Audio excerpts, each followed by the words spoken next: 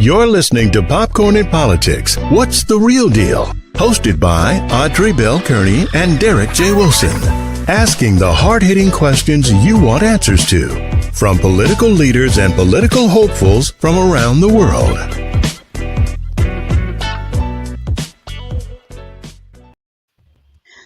Good afternoon, and welcome to another episode of Popcorn and Politics. I'm your host, Audrey Bell Kearney, along with my co-host, Derek J. Wilson, and our invited guest today, Miss Nicole Horn, who's running for the Georgia Labor Commissioner. So thank you and welcome.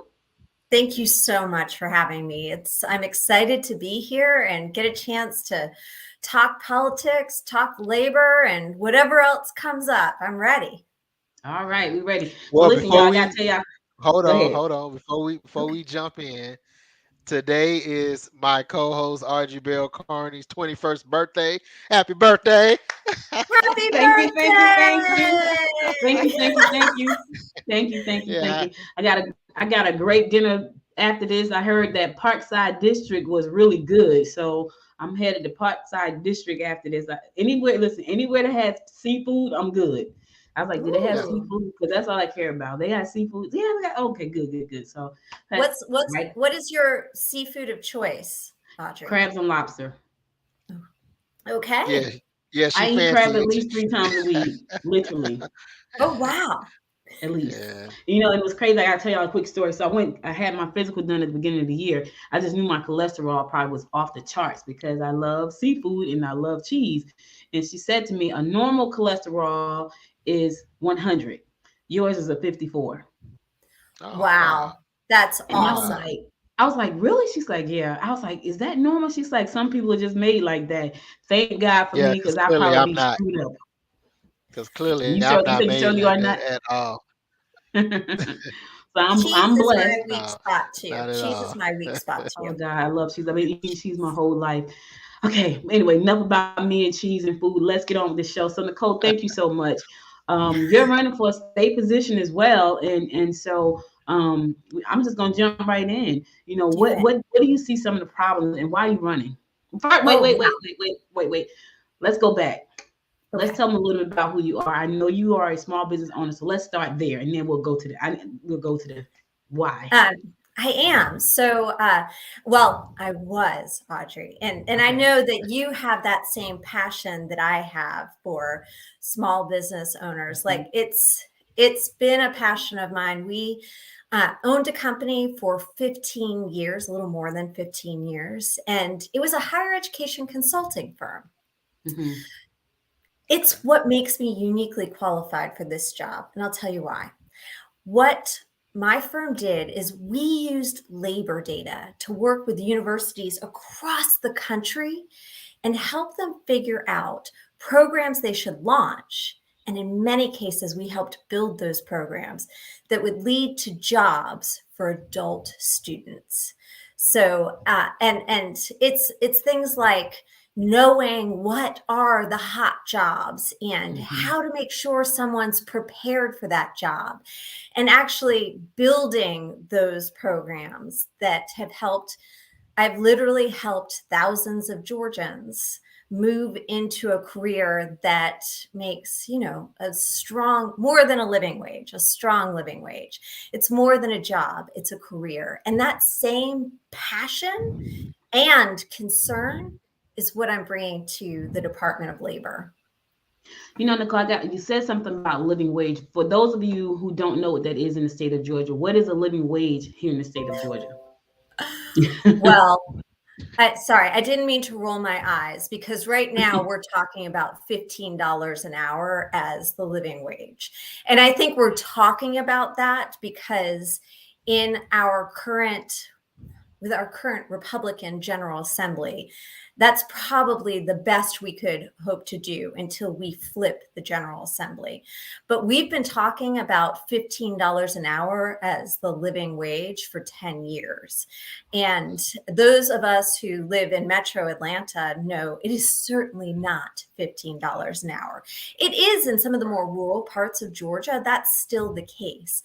But certainly for some of our more urban areas like Atlanta, like Savannah, like Columbus and Macon, it would be more accurate to put that number at $23 an hour. And that was the research that I had read recently that the Georgia Budget and Policy Institute put out. And that's because, and this kind of weaves into some of the issues that I hope we'll talk about. Mhm. When we're talking about people working and being able to work, we need to talk about all of the things that impact people's ability to work. Childcare being top on that list. I'm a working mom. I've been a working mom all while raising my kids. Childcare costs in Georgia have gone from $6,000 a year to $14,000 a year just since the pandemic has started. Yeah. Our rent prices are up 20%. Like, that's why we need to talk holistically about the kind of businesses that we want to bring into Georgia and some of the challenges that people are facing as they are working. Yeah, Yes. that's so key because my daughter, my granddaughter's in daycare, and when I tell you, my daughter's an IT engineer, but the money she puts out in daycare is ridiculous. I'm like, oh my God, like why is it so expensive? Well, it's so expensive because one, they have to pay for all of the things that go on in the daycare, including the property, and so it's a lot. And and she's a single mom, so for a single working mother, being an IT engineer sounds great, but when you got to shell out $1,000 a month in just daycare alone, that's a lot. That's That's cheap. why I go back to childcare is infrastructure, and we need to talk about that. And the Department of Labor needs to work more closely with the Department of Early Childhood Learning that oversees daycares, because there are some, not as much as we want, ways that we can help lower costs for individuals who aren't making very much. But right now, the Department of Labor doesn't work in partnership with them at all. So these are the kind of dialogues we need to be having at the Labor Department.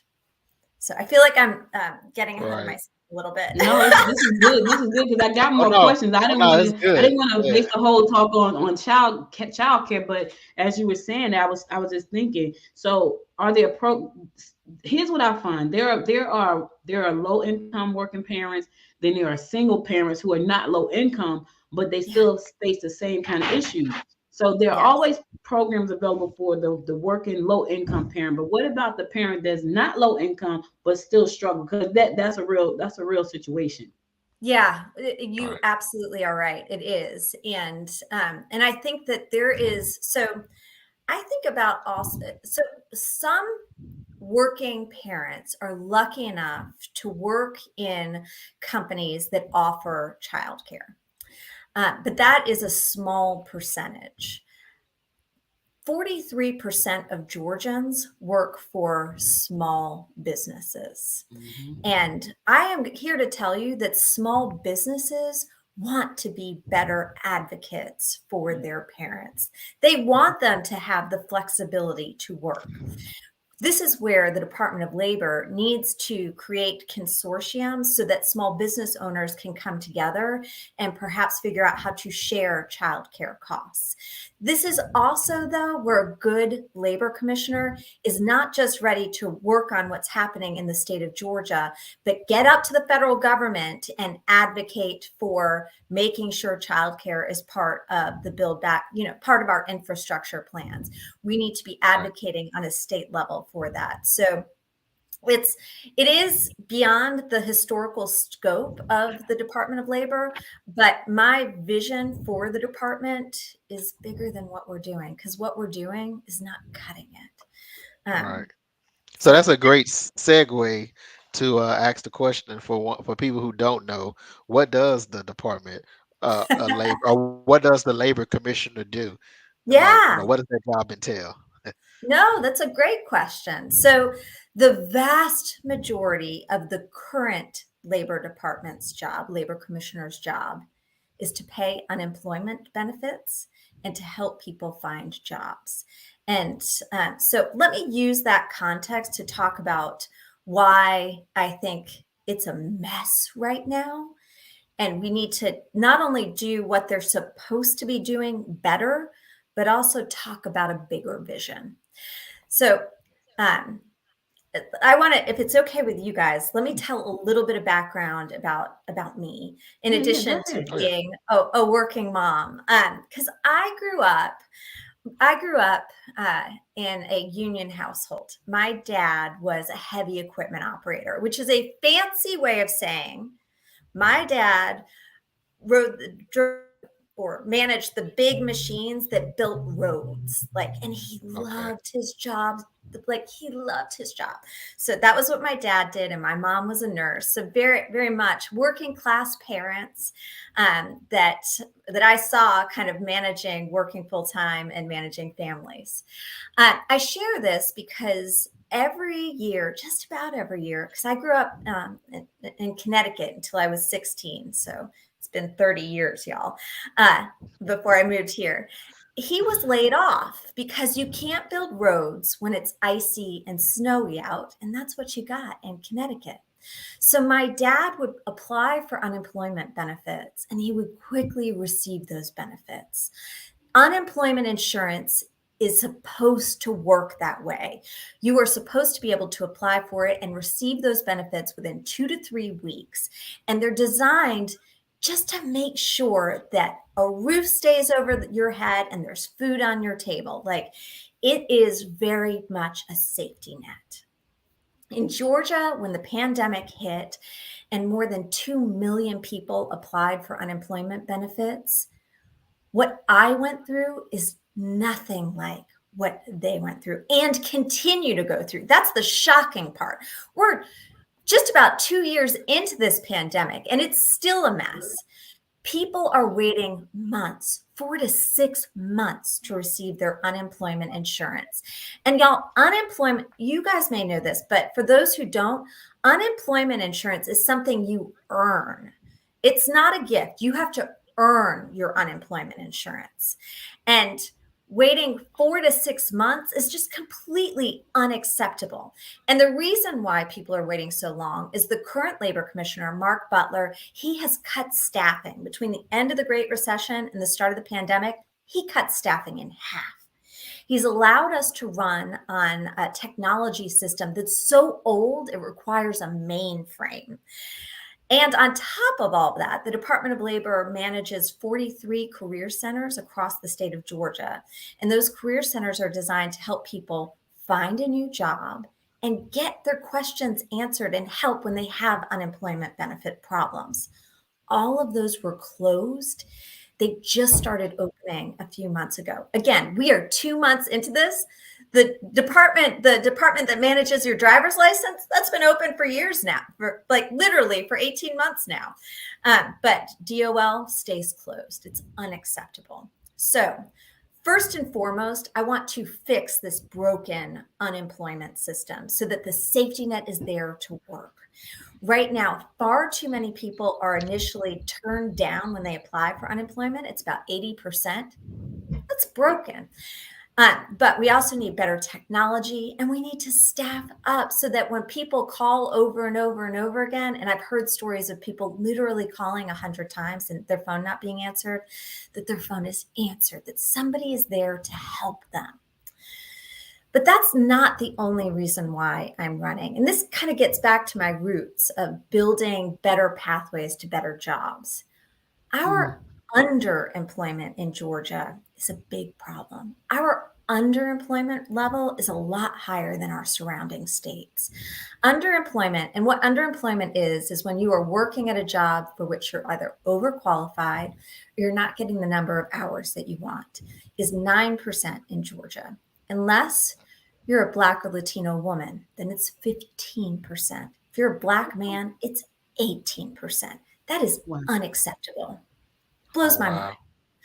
So I want to address that through two things: apprenticeship programs and internships. So we should be working shoulder to shoulder with unions that have existing apprenticeship programs. Huge demand for skilled labor.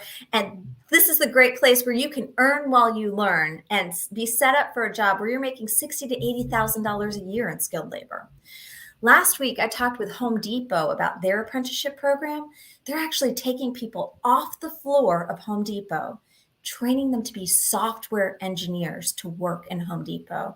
They go from What? Oh, 12 wow. to $13 an hour to 60 to 80,000. There's hunger Wow. in our business community to get really great skilled people. Our business community just needs help and infrastructure on how do we build this? That's what I've done before.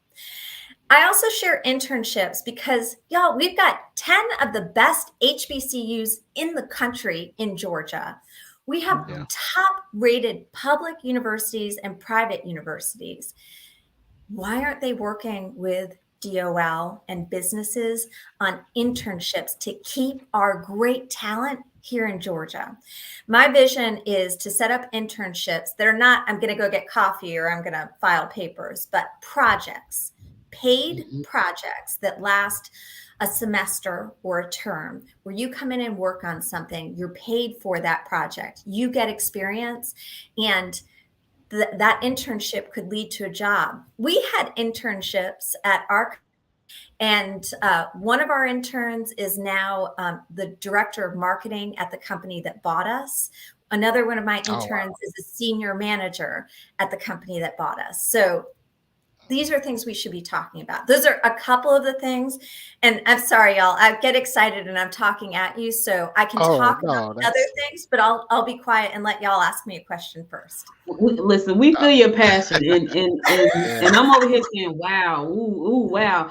One of the yeah. things I want to talk about because I love what you said about Home Depot. I'm really into tech, so where I feel like if there were more programs, affordable program, and accessible programs to technology, that would close the gap somewhat. Where's Yes. your stance on that? Because I feel like that's a huge part of what we need because that's where we're going. Yeah, absolutely. Yeah. Audrey, you are right on target. When you look at the top jobs that are growing in Georgia, informational technology is in the top three. It's like right up there. And then we also, like related to that, cybersecurity, a huge growing industry. Yeah. So, what has changed at the Department of Labor? And I don't know the politics behind it, but the Department of Labor used to also be in charge of what's called Workforce Investment Opportunity Act money. That's WIOA money. And Hmm. that money was training dollars. And when Michael Thurman ran the department, he also oversaw that money. It's federal money. That money was sucked out of the Department of Labor into the governor's office when Deal was governor. This was years ago, then moved to economic development, and now it sits in the technical college system of Georgia. So it falls outside of the training dollars, falls outside of my realm. But here's the crazy thing. I actually think it should be part of the labor department, but at the very least, the labor department should be working with the regional WIOA boards that oversee the training. And I've spoken to some of those WIOA boards, and they say that even though DOL has a seat at the table, Department of Labor never shows up. The other thing that's interesting that is happening is that as people go through those training programs, there's a separate system that tracks them through the training department, those training programs, than what tracks people through unemployment. That all should be tied in together. Again, better technology. So, what you're asking about, yes, Audrey, you are absolutely right that the Department of Labor should be talking with the workforce investment boards about making sure that those training opportunities are out there so that we can better serve not just our businesses, but our people who want great jobs. And that dialogue is not happening right now. And it just speaks to the ineffectiveness of the current labor commissioner who likes to keep his head down and keep in his silo versus working across silos to make sure that we have a holistic solution. Yeah. So Nice. right now, as you travel around, you notice, these different restaurants or different businesses that have help wanted signs. And Yeah. then as a business owner, most business owners say, well, people don't want to work. But then you have people that's out there looking for work who saying there aren't any jobs available. So Where do you think the disconnect is? Because clearly there's a labor shortage, but Yes. there's also people that's looking for work. Yeah. Well, because I think we're kind of talking about two different things and it's being mushed into one problem. And Derek, I really appreciate you asking that question because I do hear that over and over again. We are in the midst of what is being called the Great Resignation, where people are leaving their jobs. Now, a big chunk of the Great Resignation is actually baby boomers retiring. Baby boomers who had put off retiring well past when most people thought they would, were like, that's it, I'm out. So, a huge part of that is baby boomers retiring. But the other thing that's happening, and we were talking about this earlier in the podcast, is the people who can work are not able to find the jobs where they're able to go back to work and pay increased rental costs, daycare. We still are facing huge transportation challenges. So we're not talking about that holistically. The other thing I'm hearing from the people who say, I am looking for jobs, I'm looking for work, is it gets back to a lack of training. So they can find those jobs, but they're still not able to find the number of hours that they want. So that's why I'm like, we need the apprenticeship programs. We need better pathways into jobs. And we need to be talking more holistically about, okay, how do we help people who have some of the challenges of childcare? Because a lot more kids are at home and a lot more people are taking care of sick family members than in the past. How do we talk about that? So it needs to Right. be a holistic approach. But that's again why I come back to apprenticeships. And the other thing that is not happening right now at the Department of Labor is the employment system to help people get jobs, the Employ Georgia system is terrible. What is Y'all, the Employee Georgia system? What is that? the Employ Georgia is the job board. Sorry, I'm switching. Is the job board that the Department of Labor uses to try and help connect people with jobs. That job board has jobs on it from 2017. Oh That wow. speaks to the decision not to have up again. It comes back to updated technology to make sure that we're working with people. When I take over as labor commissioner, I am going to be taking over with the mantra of people, processes, technology. Those are the three things that are broken right now. It's a broken process that keeps people from getting their unemployment insurance, but it's also a broken process that keeps people from connecting with a job that they're qualified for, that they want to connect with. Technology also is there and it's a huge wall. And we don't have to reinvent the whole system. I give as an example, Texas. Texas has a great employment infrastructure that they're running out of their labor department. We can kind of steal those best practices and use them here in Georgia. In Tennessee, when you apply for unemployment, the Department of Labor calls you and takes you through the process to help you. And that's important because right now we've got a backlog of thousands of people appealing their processes. Some of those appeals are due to just simple mistakes. So it's more work up front, but you save work on the back end and it protects people from getting evicted from their home because they're able to get their rental insurance paid, which is what we're facing right now in Georgia, spike in evictions. Because even if people are back to work, and I've talked to people who are like, I'm back to work, but I'm still being evicted because it took them months to receive their unemployment insurance. All right. Nicole, I want to ask you a quick question. So my hometown is Albany, Georgia, and I consider Mhm. Albany, Georgia, an anchor city because it has an airport. But it's Yeah. one of the poorest cities in the state of Georgia, with it being the anchor. And so, for those of you who don't know what that means, Albany is where the airport is, and all the surrounding towns have to come to Albany if they don't come to Atlanta to go to the airport. Yeah. Why isn't Albany able to attract the employers and to come into that area by being an anchor city. Like what's the problem there? What are companies saying? Why wouldn't they go there? I know we got Mars. I know they got Coors Light. I think Coors Miller Lights and some and Mars Candy is there, and I think Procter and Gamble has a factory there. But I feel like it should be more, and it's a lot of empty buildings, and it's a lot of space to grow, and it's just not growing. Well, and Audrey, it's not just Albany. I think anybody who's listening to this, there are pockets of Georgia that are facing that just across our state. When we are talking to companies, a big concern that a lot of companies, I feel like I'm just saying this over and over again. A lot of companies are saying, well, I don't know if they have the skills. I don't know if they have the technology. Outside of Albany, you quickly get into rural areas that don't have the good internet capability that really companies moving in, even if they're not in the heart of Albany, if they're outside of Albany, it makes them worried. So we need to kind of grow that. Part of my vision for the Department of Labor that is not happening right now is I want to create regional work boards. So what Albany is facing is as they're trying to grow their talent, grow and strengthen their community, is really different than what North Georgia's facing, what Atlanta's facing, what coastal Georgia is facing. It's a totally different community.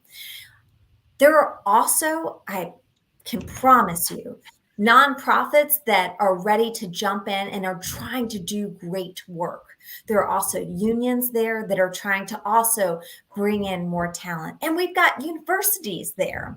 My vision to try and address what you're talking about, Audrey, is to create regional work boards that include our universities, our unions, our nonprofits, our business leaders, and also people from the activist community on both sides of the aisle from the activist community, because that's a community that absolutely knows what's happening on the ground, so that we get a really clear sense of what are the challenges that we face, because I see it every day and I can share that, and how do we tackle those challenges. And that kind of strategic regional planning is what I would do in my company. What I do with these big, slow moving higher education departments is put together a clear sense of here are the problems we face. And in order to impact these problems, here's what we think we need to do. And if we are doing these things, here are the metrics that we'll see change.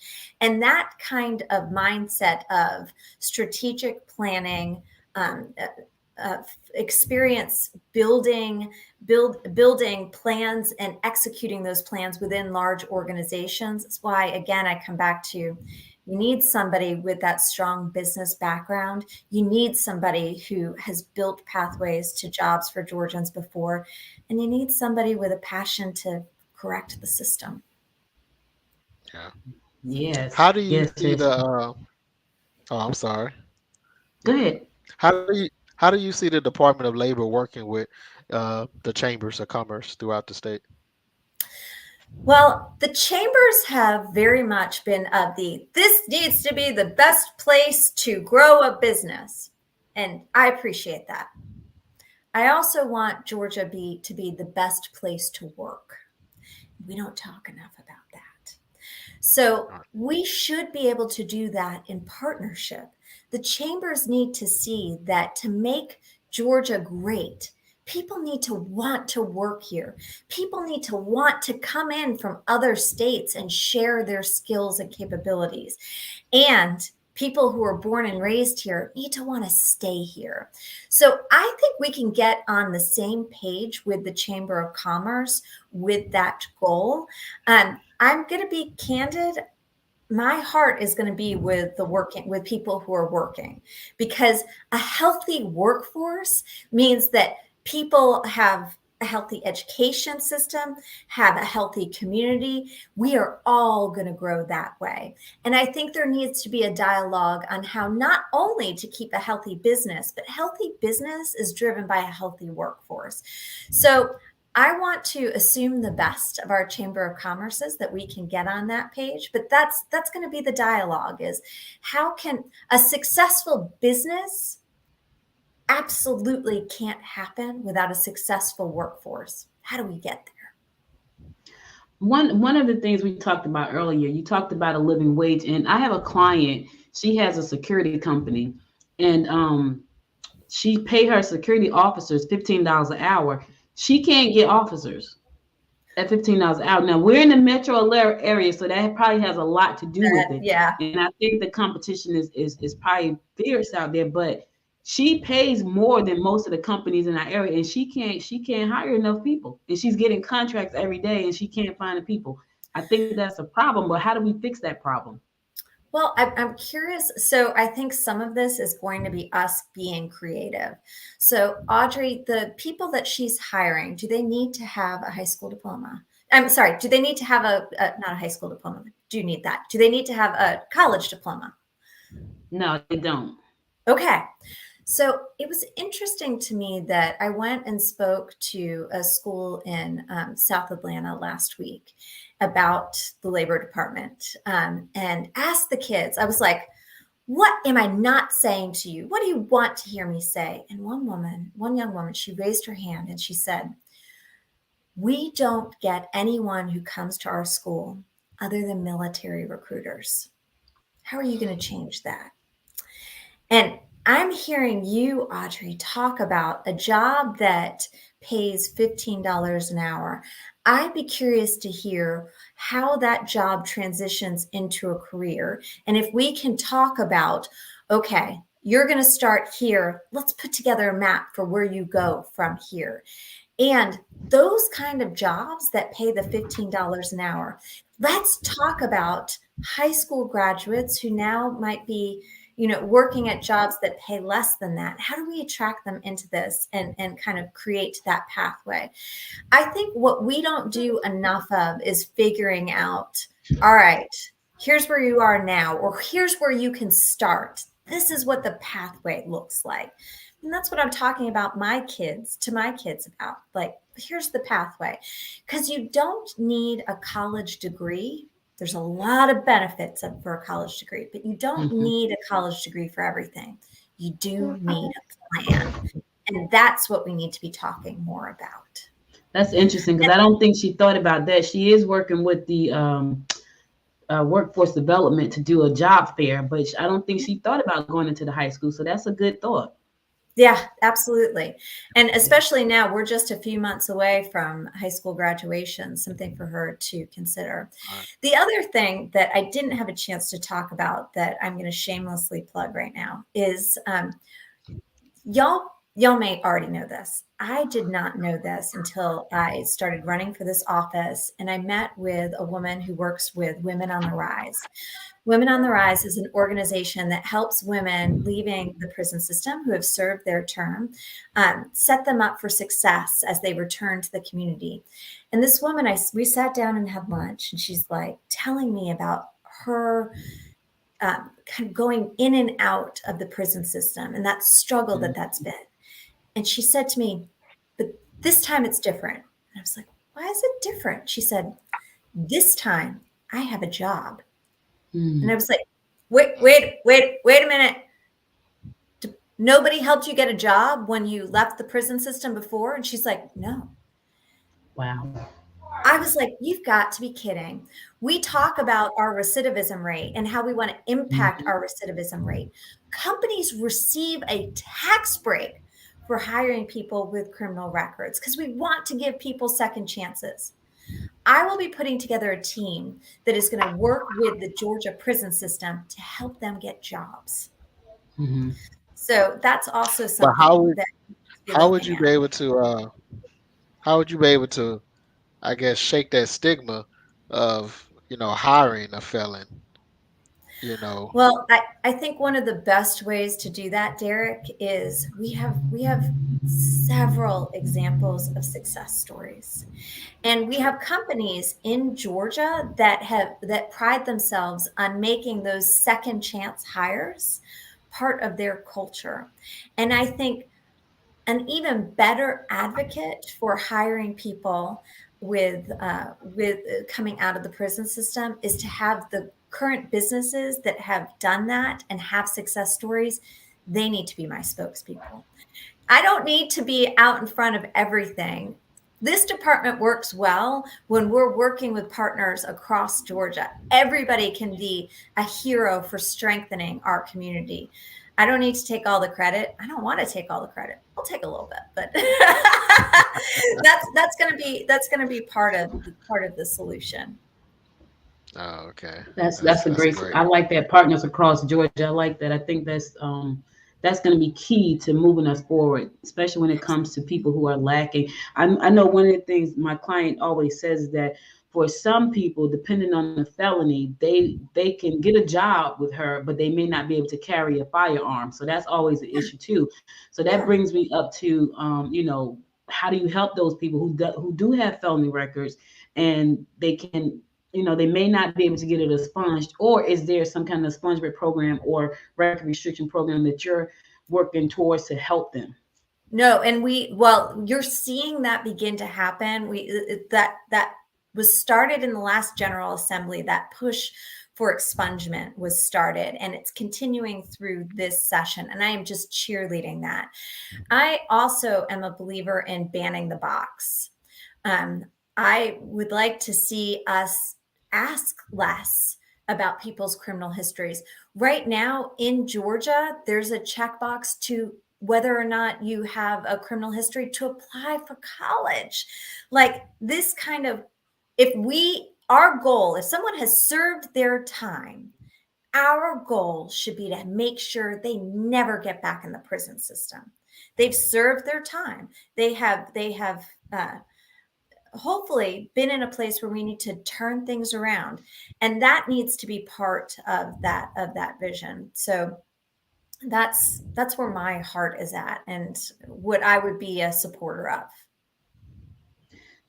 This has been The, Well, amazing. yeah, Go can I ahead, talk Derek. about I one other agree. thing? Well, Oh, well, go can ahead, I? Derek. Well, I just want to. I mean, I agree to a certain point. When you want to, I guess, when you want to know, uh, I think it you depends know, on the job, Derek.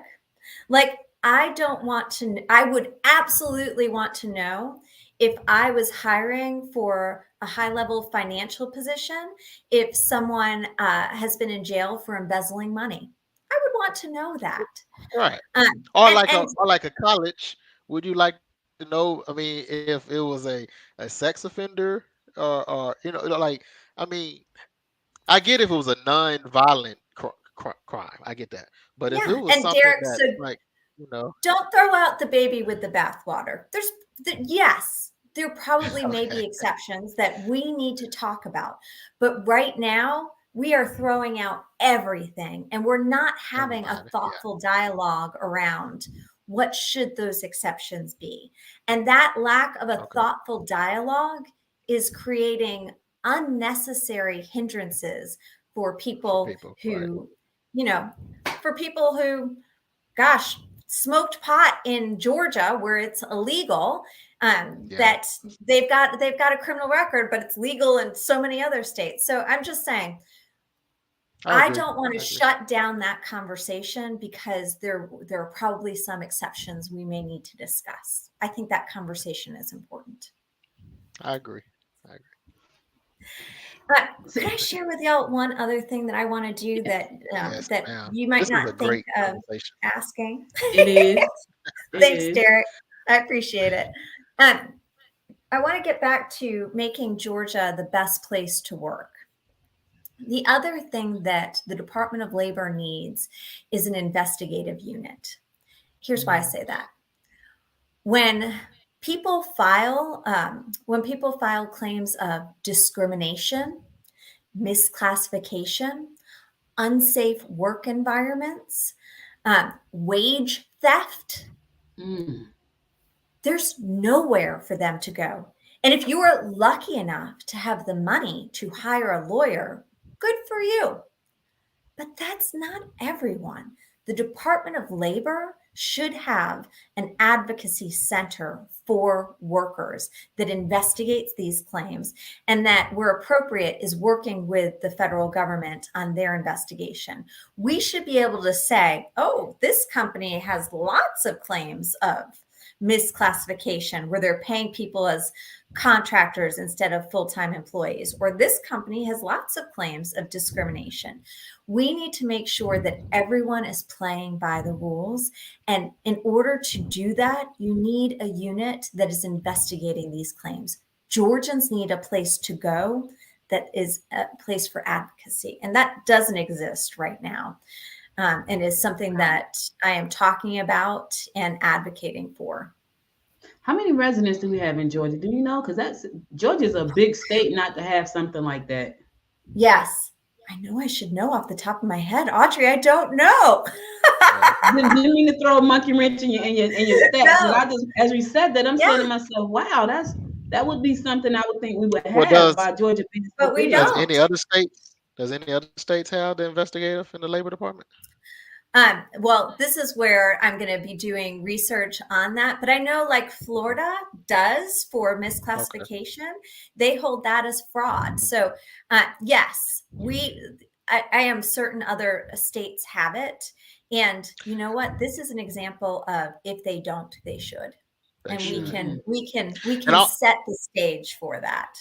Yeah. And plus I'm shocked because the other commissioner departments have some type of insurance commissioner, agricultural commissioner. Don't they have them? Well, I know the insurance commissioner does, but don't the agricultural? Derek, I know you know that because you were doing research on that. All right. Yeah. But does the agricultural commissioner have an investigative? Because each department should have. I mean, because each department has some form of fraud. I mean, you have. Labor fraud, that's you're saying. But if you look at the Department of Labor's website, there is no place for someone to reach out and ask for help. So there's no place. And as a tax person myself, I do know how hard it is from an employee to fight that 1099 versus W-2. I know how hard that is with the IRS. Of trying to explain, well, no, I was an employee. So that's a challenge. And that is something that our General Assembly needs to fix. It is included in the PRO Act, clarification of misclassification. But even if the PRO Act isn't passed, and that's for your listeners who don't know, the PRO Act is a federal law that would strengthen unions, and clarify misclassification. Even if that doesn't pass, there is some energy on both sides of the aisle to do that in Georgia. We just need an advocate who pushes for it. So that's definitely something I'm going to be doing. Wow, this is another great interview. How can people reach out to you if they want to follow you and support you and vote for you? Yeah, I would love that. My website is Nicole Horn, HORN, forgeorgia.com. I am also on Facebook at Nicole Horn, the number 4GA, and Instagram and Twitter using that same handle. So I hope people will follow me. This is a race that we need dollars for. So if you're like, I'm excited about this, let's change Georgia and strengthen communities, please donate. But if you're like, Nicole, I can't donate, but I can give you my time.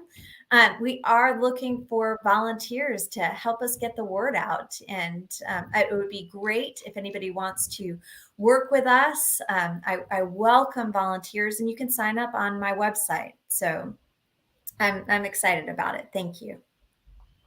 All right. Well, listen, guys, you heard it right here. Here's all her information. I'm going to drop her. I think this is her Instagram here. I'm going to copy and paste my Facebook real fast. So, well, and I think that this is one of those races that people really need to understand.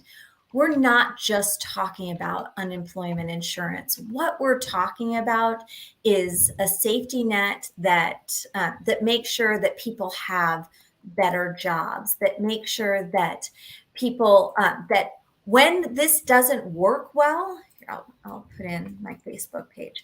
When the system doesn't work well, um, people are evicted from their homes. When the system doesn't work well, people have to work multiple jobs to make sure that they are covering their bills. We can turn this around. We should demand more from our government and our leaders. This is a place where we can work shoulder to shoulder with business, with unions, and with people who want that next career. And that's what I want to do. And I'm super excited about it.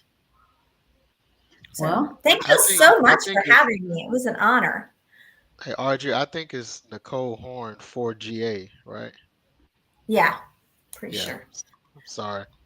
I should know this stuff by heart. Oh But no, you have so much us to worry about than trying to remember what yeah, your social it's media Nicole tags are. Horn Yeah. 4GA on Twitter. You're right. And Yeah. And I think and Instagram this it's is is that's the same. it's the same on Instagram. Um, Yeah.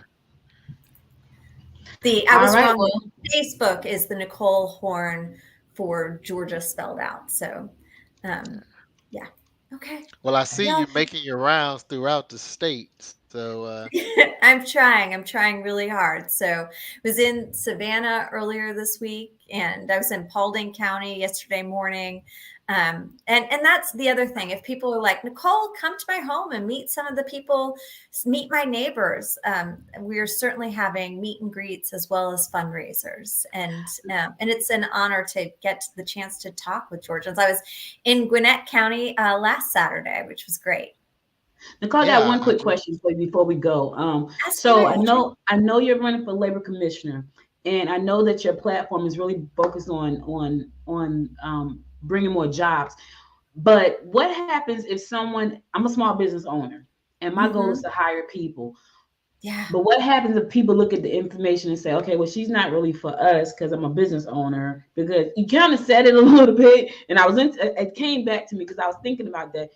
What do you say to that person that's looking at you saying, well, I mean, she's done a lot of good stuff, but she's really not focused on me as a small business owner?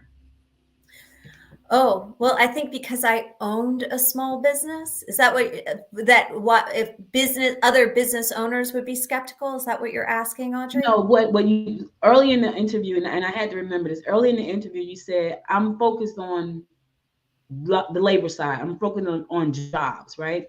And Yeah. so the small business owners who's looking at this and saying, well, she said a lot of good stuff about jobs, but she didn't say anything that pertained to me as a small business owner. So I'm kind of Oh, feeling like I'm yeah. left out. You know what I'm saying? I know Yeah. you were small business owners and I heard all the great things you've done, but I want people to understand that, you know, we are the engine that make America great, right? We're the engine that built Absolutely. things. So without us, there are no jobs. So for Yes. that person that's watching this interview right now, saying, "Well, I'm a small business owner, and I don't think she talks to me," what do you say to that person?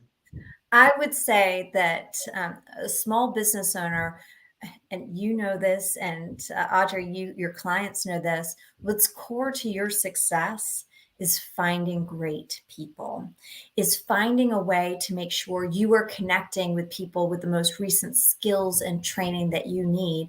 Or if you are making that jump to create internships and apprenticeships, that you have a partner so that you don't have to create that on your own, so that you have a partner who can say, okay, you want to create an apprenticeship? Let me help you do that. You want to create an internship? Let me help you do that. You want to find a great qualified person? Come and explore my new job site that better connects you with people who are recent graduates, recently trained, or we've scanned all the resumes so we can hand those over to you right away. I want, as much as I want people to get good jobs, I want employers to get good people. It works best when it's working from both sides of the spectrum. And the other thing I would add, and we didn't have the chance to talk about this, but I also want to see more small businesses in Georgia. There are 5 states across the country that have what's called a self-employment assistance program. Y'all, Mississippi is one of these states. And it always makes me nervous when Mississippi is doing something better than us. This is a program where if you lose your job, but you have an idea for a new small business and you qualify for unemployment, you can receive unemployment benefits for that given period of time while you work with the Department of Labor and the Small Business Administration to get your company launched. So that would be the other thing. If you've got a vision and you've recently lost your job, there should be pathways for you to be able to launch that. So that's the other thing I would say, those 2 points. I think that's a good idea. I think too, when I think about small businesses, I know that there is, according to the federal government, there is a specific number of employees that you have that qualifies you as a small business. Most of the business owners that I deal with, they are solopreneurs. They are mom and pop. So they don't have 50 employees or 25 employees or whatever the state mandate is. That's the person that's looking at the show right now saying, well, what kind of help can I get so I can grow my company to become a small business? Right now, I'm a micro business. What kind of help can I get from the Department of Labor so that I can become a small business and employ 50 people, 50 great people who have this training that you're talking about? Yeah, and we should be, and this is where Department of Labor should be better partners with the Small Business Administration, which is a great resource for those solopreneurs. We also need more flexibility because a lot of solopreneurs, that first hire they make might not be a full-time hire, might be a part-time hire. It might be working with volunteers. You know, there are volunteer programs where retired senior executives are working shoulder to shoulder with volunteers. This is, again, I come back to Georgia has so many great resources. And if we continue to run our department like silos and not reach across those resources, we're letting opportunities sit on the table that we shouldn't. So as part of my goal is providing flexibility in jobs. I mean, we haven't talked about this, but jobs for seniors. In Georgia, 63% of seniors would like to at least work part-time. And these are newly retired people in many cases who are looking for that opportunity for that next part-time job. That's absolutely an opportunity that you've got to bring somebody on. So I think it's a dialogue, and I think it's a hiring system that needs to recognize that some people are looking for part-time jobs, some people are looking for full-time jobs, and there's all different various levels of experience. And an ideal system is able to scan that and better match people so that we can make sure we're meeting the needs of Georgians. Well, now I'm finished. Thank you so much for being our guest today. I really appreciate your time and just sharing with everybody your vision for that position. And, good luck. I mean, you said a lot of great stuff. And so good luck. Good luck. Thank you so much. Thank you so much. You're welcome.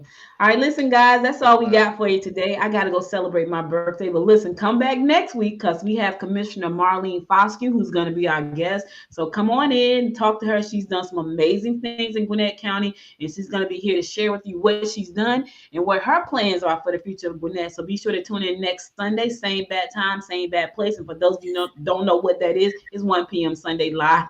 We are live streaming on American One Radio as well as LinkedIn, Facebook, YouTube, Twitter, and your Roku device. So be sure to check out the podcast, Popcorn and Politics, if you have a Roku device and you're at home watching this show. We'll be back again next Sunday. Thank you again, Nicole. Good luck on your run, and we will talk to you again. Derek J. Wilson, as always, thank you for being my partner in crime here on the good. I'm always saying good morning, Gwinnett. That's tomorrow morning at 10 a.m. live. Popcorn and Politics. Popcorn and Politics. Thank you again. Happy birthday. Thanks, Nicole. Thank you. Happy birthday. Thank you. All right, bye, everybody. Y'all stay safe out there. And until next time, make it a great day. Bye, y'all. You're listening to Popcorn and Politics. What's the real deal? Hosted by Audrey Bell Kearney and Derek J. Wilson. asking the hard-hitting questions you want answers to from political leaders and political hopefuls from around the world.